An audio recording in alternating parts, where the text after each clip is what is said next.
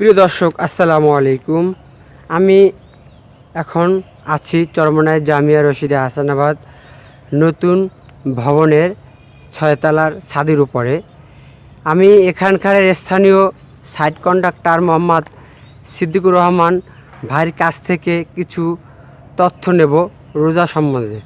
যেমন রোজা রেখেই অতিরিক্ত তাপমাত্রায় নিজে কাজে আমজাম দিয়ে আসছেন এবং উনি রোজা রাখে কেন, কী উদ্দেশ্যে, সেই বিষয়ে আমি জানতে চাই সিদ্দিকুর রহমান ভাইয়ের কাছে।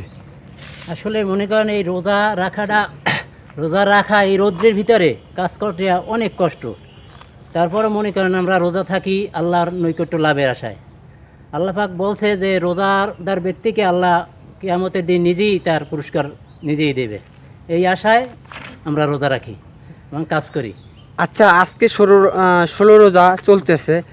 আপনি 16 রোজার মধ্যে কয়টা রোজা ভাঙছেন এবং কয়টা আপনি রাখছেন?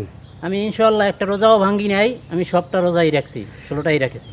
আচ্ছা, বর্তমানে তো শ্রমিকরা অনেকেই কাজে আমদাম দিয়ে আসছেন এই রৌদ্রের মধ্যে, তবে অনেক শ্রমিকের রোজা রাখে না, তারা কি আল্লাহকে পাবে না?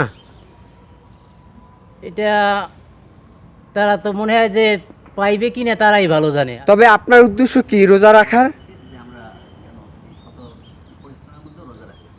আর আমরা এই শত পরিশ্রমের ভিতরে, এই রোদের ভিতরে রোজা রাখি শুধু আল্লাহর নৈকট্য লাভের আশাই। প্রিয় দর্শক, আপনারা গুরুত্বপূর্ণ একটি কথা শুনলেন আমাদের শ্রমিক নেতা মোহাম্মদ সিদ্দিকুর রহমান ভাইয়ের কাছ থেকে।